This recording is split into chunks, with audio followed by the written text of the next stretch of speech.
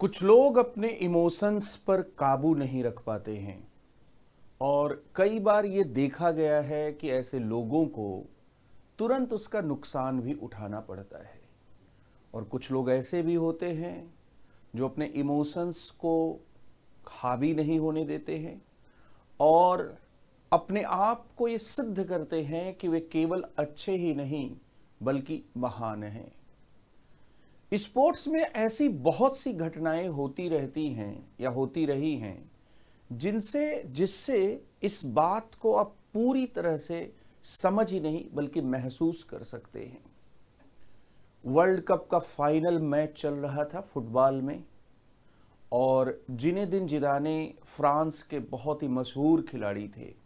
दूसरी तरफ इटली की टीम थी और बहुत दारोमदार जिनेदिन जिदाने के ऊपर था एक कप्तान के रूप में और एक इसके साथ ही एक गोल करने वाले खिलाड़ी के रूप में। जिनेदिन जिदाने से पार पाना इटली की टीम के लिए मुश्किल था। इटली की टीम के लोगों ने, कोच ने एक खिलाड़ी को कहा कि जिनेदिन जिदाने के ऊपर ध्यान रखना। बात को वो समझ गया और जिनेदिन जिदाने के खेल को डिस्टर्ब करने के लिए, उनके फोकस को खराब करने के लिए जिनेदिन जिदाने से उसने बातचीत शुरू की। जिनेदिन जिदाने पहले पूरी तरह से अपने ऊपर कंट्रोल करके बात कर रहे थे। उन्होंने कहा कि जीतने के बाद मैं तुम्हें अपनी शर्ट दे दूंगा, लेकिन उस खिलाड़ी ने कहा कि तुम्हारी शर्ट कौन चाहता है, और उसने बहन को लेकर एक बहुत ही गंदी बात कही। जिनेदिन जिदाने अपना काबू खो बैठे और उन्होंने हेडबट मार दिया। उसके बाद रेफरी ने उन्हें लाल कार्ड दिखाया और इतिहास इस बात का गवाह है कि जिनेदिन जिदाने के इस हेडबट के पीछे जो गुस्सा था, उस गुस्से का नुकसान फ्रांस को विश्व कप के फाइनल में हार कर कह उठाना पड़ा। पेरिस में आप नेट पर सर्च करेंगे तो ऐसी कलाकृतियां भी आपको मिलेंगी। ये कहानी हमें ये बताती है कि किस तरह से एक बहुत ही महत्वपूर्ण मौके पर एक खिलाड़ी के द्वारा अपने इमोशंस पर कंट्रोल न कर पाने की वजह से उसको ही केवल नहीं बल्कि उसके देश को नुकसान उठाना पड़ा। भावनाओं पर काबू करना, भावनाओं का नियमन करना इमोशनल इंटेलिजेंस के टॉपिक में पढ़ा समझा जाता है। और ऐसे अनेक उदाहरण हैं जिसमें आप ये पाएंगे कि इस तरह की जो घटनाएं होती हैं उसका नुकसान व्यक्ति को उठाना पड़ता है। डैनियल गोलमैन ने अपनी किताब इमोशनल इंटेलिजेंस में प्रख्यात यूनानी विचारक अरस्तु को कोड किया है। उन्होंने कहा है कि गुस्सा सब कर सकते हैं लेकिन सही व्यक्ति पर, सही मात्रा में, सही तरीके से, सही जगह पर गुस्सा करना सबको नहीं आता है।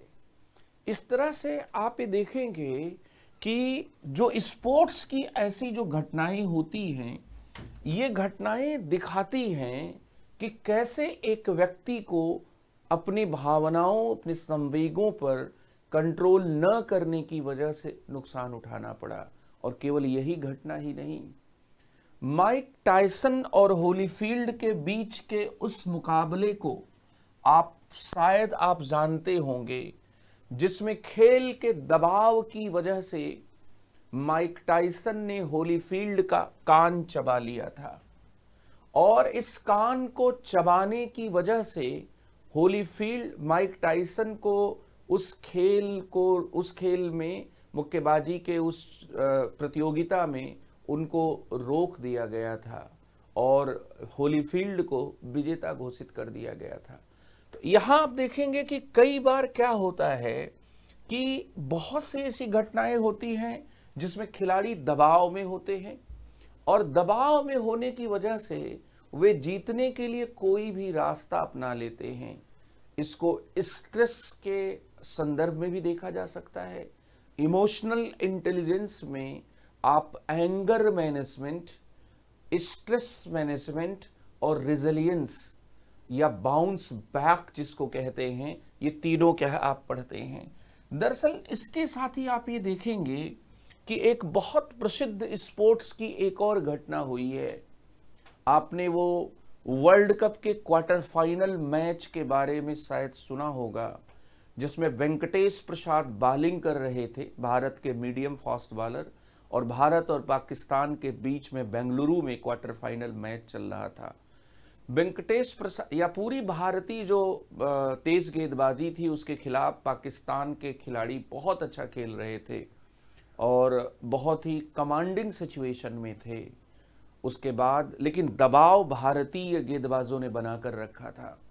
जब दबाव भारतीय गेंदबाजों ने बनाकर रखा था तो उस दबाव से उबरने के लिए कई बार खिलाड़ी आक्रामक खेलते हैं, और आक्रामक खेलने का मतलब क्या होता है कि वे कई बार खिलाड़ी पर डोमिनेट करने के लिए अच्छा स्ट्रोक प्ले, बल्लेबाज जो होता है वो अच्छा स्ट्रोक प्ले करता है। आमिर सुहेल ने वेंकटेश प्रसाद को चौका मारा। चौका मारने के बाद उन्होंने इशारा किया कि तुमको इसी तरह से बाउंड्री के बाहर भेजेंगे तुम्हारी गेंदों को। वेंकटेश प्रसाद ने उस समय कोई प्रतिक्रिया नहीं दी, लेकिन उसके अगली ही गेंद पर वेंकटेश प्रसाद ने आमिर सुहेल को क्लीन बोल्ड कर दिया। ये कहा जाता है कि अगर आमिर सुहेल उस दबाव का सामना, क्योंकि दबाव का सामना सहजता से कर ले गए होते और उन्होंने वेंकटेश प्रसाद को अपना बेस्ट देने के लिए उकसाया नहीं होता, तो पाकिस्तान की उस मैच की कहानी अलग हो सकती थी। उस समय के खिलाड़ी, उनके साथ खेल रहे वकार यूनुस ने कहा कि हम लोग तो जब हम इस मैच को स्टेडियम में देख रहे थे तो हमें ये लगा कि इसकी ज़रूरत नहीं है, इसकी किसी भी तरह की ज़रूरत नहीं थी। हम बहुत अच्छी सिचुएशन में थे और आमिर सुहेल सुपर खेल रहे थे। तो यहाँ आप देखेंगे कि कई बार क्या होता है कि हम दबाव में होते हैं और दबाव से पार पाने के लिए हम कोई ऐसी प्रतिक्रिया करते हैं, कोई रिएक्शन ऐसा करते हैं जो रिएक्शन सामने वाले व्यक्ति को, स्पोर्ट्स के क्षेत्र में आमतौर पर देखा जाता है कि जो रिएक्शन सामने वाले व्यक्ति को आहत करता है या उसको अपना बेस्ट देने के लिए बाध्य करता है। इस तरह की चीज़ें हमें ये सिखाती हैं कि दबाव को भी अच्छे से उसका सामना किया जाना चाहिए। और केवल इतना ही नहीं, आपने सचिन तेंदुलकर की उस फेमस एंट्री को, जब उन्होंने टेस्ट क्रिकेट में पदार्पण किया था जिस सीरीज में, उसको आपने शायद सुना होगा कि भारत के पाकिस्तान दौरे में 1989 में सचिन तेंदुलकर को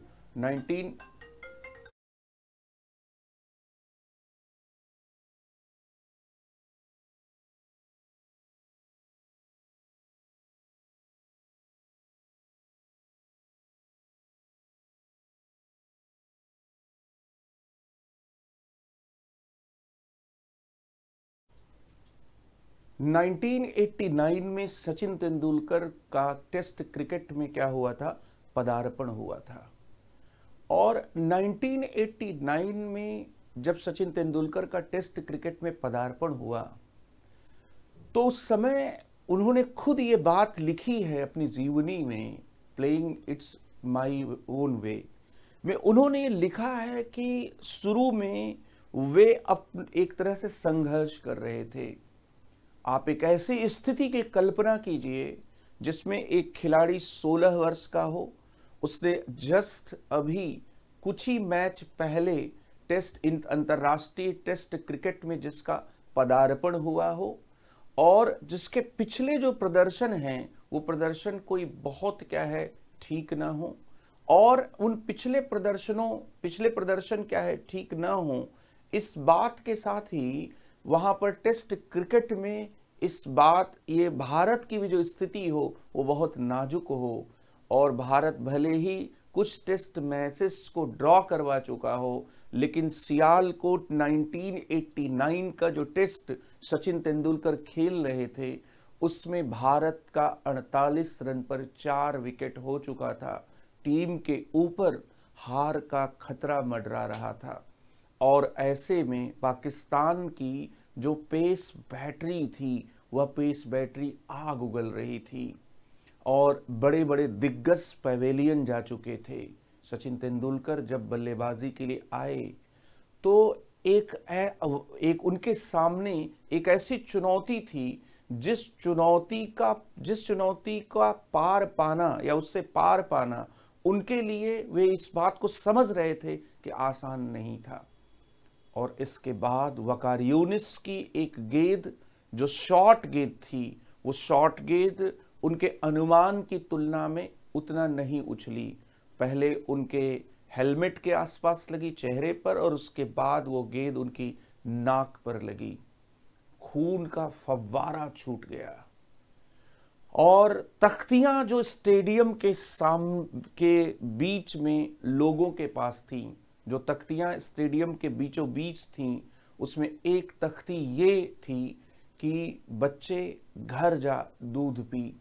16 साल के बच्चे को कौन ये मानेगा कि पाकिस्तान की नामवर जो पेसिंग अटैक है, उस पेसिंग अटैक के सामने क्या टिकेगा। उम्र भी कम है। जावेद मियांदाद उस समय खेल रहे थे। उन्होंने पीछे से कहा कि तेरा नाक टूट गया है, हॉस्पिटल जा। इस तरह से बहुत सारे डिमोरलाइजिंग फैक्टर्स थे। और जब आप उस घटना के बारे में पढ़ेंगे तो अली ईरानी जब आए तो ये सब लोग मान रहे थे कि सचिन तेंदुलकर को हॉस्पिटल जाना पड़ेगा। सचिन तेंदुलकर चोटिल हो चुके हैं। सचिन तेंदुलकर ने लेकिन सबसे पहले अली ईरानी से कहा, मैं खेलेगा। ये जो दो शब्द हैं, ये दो शब्द इनकी बहुत बार बहुत बड़े बड़े लोगों ने व्याख्या की। ये कहा गया कि सचिन तेंदुलकर के ये जो दो शब्द थे, ये उनके अंतर्राष्ट्रीय क्रिकेट में पदार्पण के क्या थे, संकेत थे। जो अंतर्राष्ट्रीय जो क्रिकेट है, उस क्रिकेट में पदार्पण के क्या थे, संकेत थे।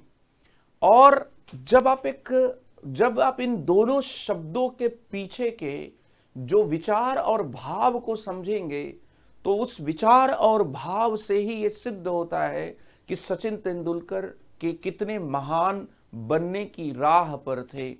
दरअसल हम लोग जब एक बाउंस बैक की बात करते हैं, जब हम लोग रेजिलियंस की बात करते हैं, तो हम वहां पर अक्सर ये कहते हैं कि व्यक्ति में एक ऐसी क्षमता आ जाए, व्यक्ति में एक ऐसी विशेषता आ जाए जिसमें, या एक ऐसी योग्यता हो जिसमें वो कठिन और चुनौतीपूर्ण परिस्थिति में भी फिर से वापस निकलकर अपने आप को स्थापित करने की योग्यता कह रखे।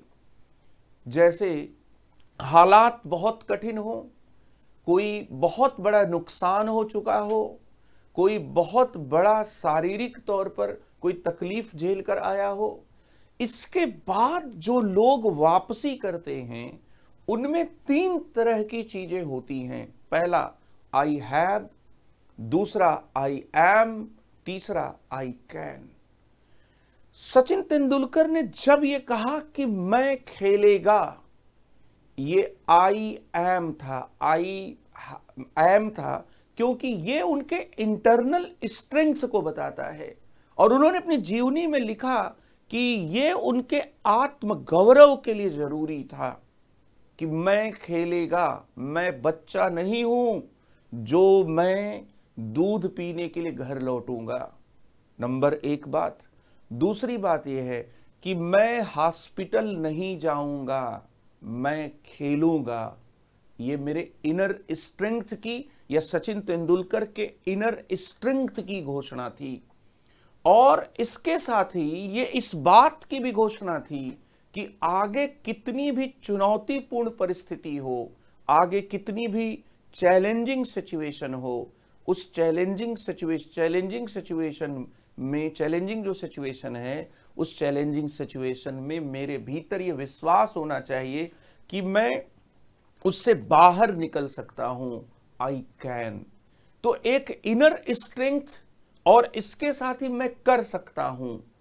इसके अलावा हमेशा जो भी लोग वापसी करते हैं किसी कठिन परिस्थिति में, किसी चुनौतीपूर्ण परिस्थिति के बावजूद, उनमें हमेशा एक हाई हैव का भाव होता है। वो चाहे किसी इंसान को लेकर हो, चाहे वो किसी वैल्यू सिस्टम को लेकर हो। ये भाव क्या है होता है। सचिन तेंदुलकर के जो भाई थे अजीत, वे उनके लिए आई हैव की तरह क्या है काम करते थे। तो आप ये देखेंगे कि एक तरफ ऐसी घटनाएं हैं जिसमें खिलाड़ियों ने दबाव में आकर, या खिलाड़ियों ने डोमिनेट करने के लिए या जीत हासिल करने के लिए दूसरे अपने गुस्से पर, अपने इमोशंस पर वे काबू नहीं रख पाए। और दूसरी तरफ आपको सचिन तेंदुलकर का उदाहरण है जिसमें वे नितांत विपरीत कठिन परिस्थिति में अपने जो संवेग हैं, अपनी जो भावनाएं हैं, उन भावनाओं को क्या है, उन भावनाओं को वे काबू में रखते हैं। और कम से कम वे डर की भावना, असुरक्षा की जो स्थितियां होती हैं, उसमें डर असुरक्षा के बजाय, और इसके साथ ही कई बार जब आप किसी से चोटिल होते हैं, कोई आपको क्या है शारीरिक दृष्टि से, मानसिक दृष्टि से हत या आहत करता है, तो आप कई बार अगर बच जाते हैं तो आपके भीतर एक गुस्सा होता है, एक प्रतिक्रिया होती है। आप संयत नहीं रहते हैं, आप उसको सबक सिखाने के लिए क्या है सोचते हैं।